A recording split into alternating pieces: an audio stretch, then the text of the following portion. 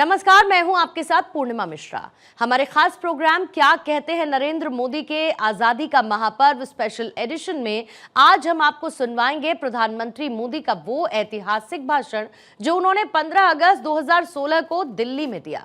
अपने भाषण में प्रधानमंत्री ने कहा कि मैं आज जब स्वराज की बात करता हूं तब स्वराज का सीधा सीधा मतलब है हमारे देश के सामान्य से सामान्य मानव के जीवन में बदलाव लाना।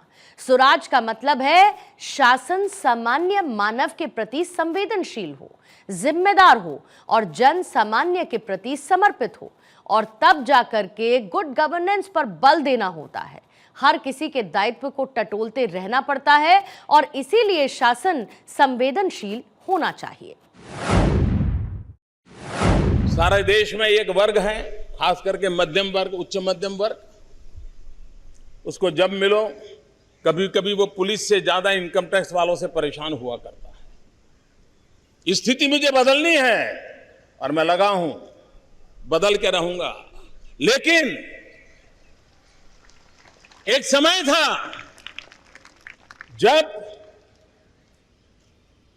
सामान्य ईमानदार नागरिक अपना इनकम टैक्स में पैसा देता था और बेचारा केयरफुली 2 रुपया ज्यादा ही दे देता था। उसको लगता था भाई पीछे से कोई तकलीफ ना हो।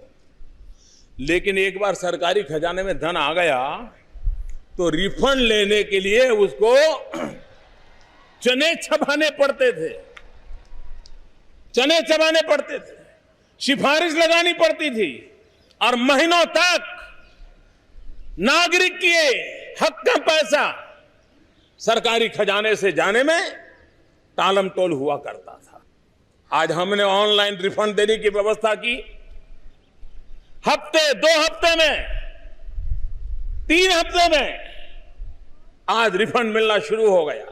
जो आज मुझे टीवी पर सुनते होंगे उनको भी यह बात ध्यान में आती होगी, हाँ भाई मेरा रिफंड तो सीधा सीधा मैंने कोई एप्लीकेशन नहीं किया, आ गया था।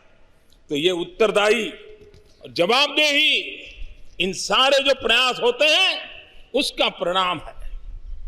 शासन में स्वराज के लिए पारदर्शिता को बल देना उतना ही महत्वपूर्ण है। आप जानते हैं आज समाज में पहले से एक विश्वव्यापी संपर्क संबंध धीरे धीरे सहज बनता जा रहा है। मध्यम वर्ग के व्यक्ति अपना पासपोर्ट हो, पहला जमाना था साल में करीब 40 लाख 50 लाख पासपोर्ट के लिए अर्जियां आती थी। आजकल 2-2 करोड़ लोग पासपोर्ट के लिए अप्लाई करते हैं। भाइयों बहनों, पहले पासपोर्ट पाने में अगर सिफारिश नहीं है तो 4-6 महीने तो यूं ही जांच पड़ताल में चले जाते थे। हमने उस स्थिति को बदला और आज मैं गर्व से कह सकता हूं कि करीब हफ्ते 2 हफ्ते में नागरिकों के हक में जो पासपोर्ट है उसको पहुंचा दिया जाता है। और पारदर्शिता, कोई सिफारिश की जरूरत नहीं, कोई टालम टोल की जरूरत नहीं। आज मैं कह सकता हूं सिर्फ 2015-16 में 1.25 करोड़ पासपोर्ट इतने कम समय में देने का हमने काम किया है। स्वराज में शासन में दक्षता भी होनी चाहिए, एफिशिएंसी होनी चाहिए। और इसलिए हमारे यहां पहले किसी कंपनी को अपना कोई कारखाना लगाना है, कारोबार करना है तो अप्लाई करते थे। सिर्फ रजिस्ट्रेशन का काम था, वो देश के लिए कुछ करना चाहता था, लेकिन 6-6 महीने तो यही निकलते जाते थे। भाइयों बहनों, अगर दक्षता लाई जाए तो उसी सरकार, वही नियम, वही मुलाजिम, वही कंपनी रजिस्ट्रेशन का काम आज 24 घंटे में करने के लिए सज्ज हो गए हैं और कर रहे हैं। अकेले पिछले जुलाई में 900 से ज्यादा ऐसे रजिस्ट्रेशन का काम उन्होंने कर दिया। भाइयों बहनों, स्वराज्य के लिए सुशासन भी जरूरी है, गुड गवर्नेंस भी जरूरी है। और उस गुड गवर्नेंस के लिए हमने जो कदम उठाए, मैंने पिछले बार यहां लाल किले से कहा था कि हम ग्रुप सी और ग्रुप डी सरकार के इन पदों को इंटरव्यू से बाहर कर देंगे, मेरिट के आधार पर उसको जॉब मिल जाएगा। हमने करीब करीब 9,000 पद ऐसे खोज के निकाले हैं, और जिसमें हजारों लाखों लोगों की भर्ती होनी है। अब इन 9,000 पदों पर कोई इंटरव्यू प्रक्रिया नहीं होगी। मेरे नौजवानों को इंटरव्यू देने के लिए खर्चा नहीं करना पड़ेगा, जाना नहीं पड़ेगा, सिफारिश की जरूरत नहीं पड़ेगी। भ्रष्टाचार और दलालों के लिए रास्ते बंद हो जाएंगे और इस काम को लागू कर दिया गया है। भाइयों बहनों, देश एक समय था कि सरकार को योजना घोषित करे, सिर्फ इतना बता देंगे करेंगे, तो सामान्य मानवी संतुष्ट हो जाता था। उसको लगता था चलिए अब होगा कुछ। एक समय आया जब योजना का ड्राइंग आए नहीं, तब तक लोग अपेक्षा करते थे, भाई बताओ, प्लान बताओ। फिर समय आया कि जरा बजट बताओ, लोग मांगते थे। आज 70 साल में देश का मन भी बदला है। वो योजनाओं की घोषणा से संतुष्ट नहीं होता है, प्लान दिखाने से संतुष्ट नहीं होता है। उसको बजट प्रोविजन कर दिया तो वो मानने को तैयार नहीं है। वो तब मानता है जब धरती पर चीजें उतरती हैं, तब मानता है। और धरती पर हम पुरानी रफ्तार से चीजों को नहीं उतार सकते। हमें अपने काम की रफ्तार को तेज करना पड़ेगा, गति को और आगे बढ़ाना पड़ेगा, तब जाकर के हम कहते हैं। हमारे देश में ग्रामीण सड़क हर गांव के नागरिक की अपेक्षा रहती है कि उसको एक पक्की सड़क मिले। काम बहुत बड़ा है।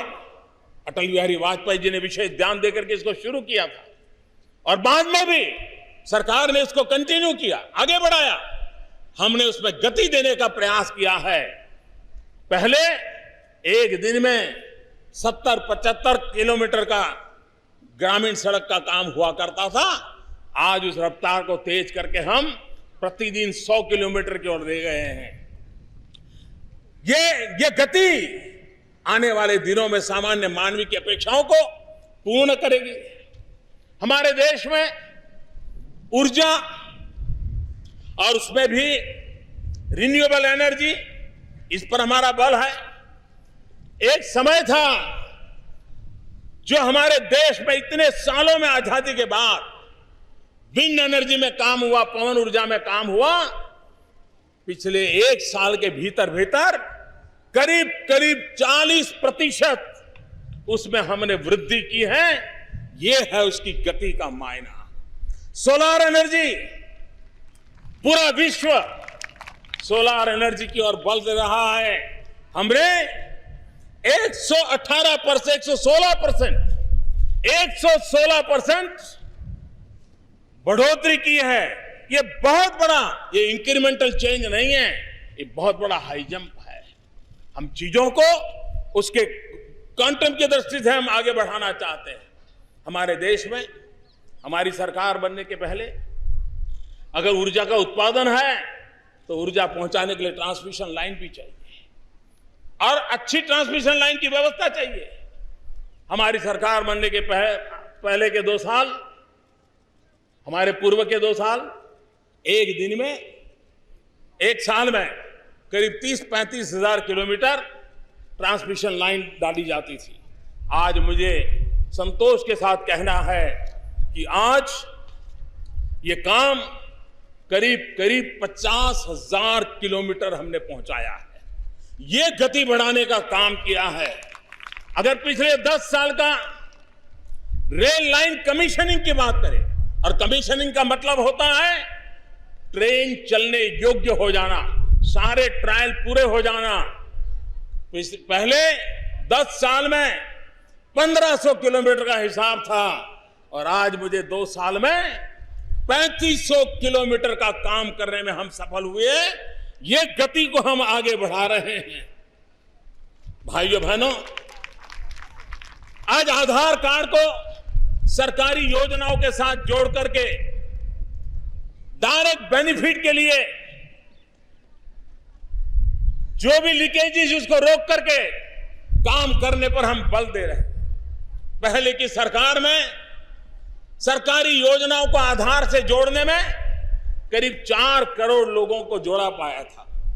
आज मुझे संतोष के साथ कहना है कि 4 करोड़ पर काम वहां हुआ था, आज हमने 70 करोड़ नागरिकों को आधार और सरकारी योजनाओं के साथ जोड़ने का काम पूरा कर दिया है और जो बाकी है उनको भी पूरा करने का काम चल रहा है।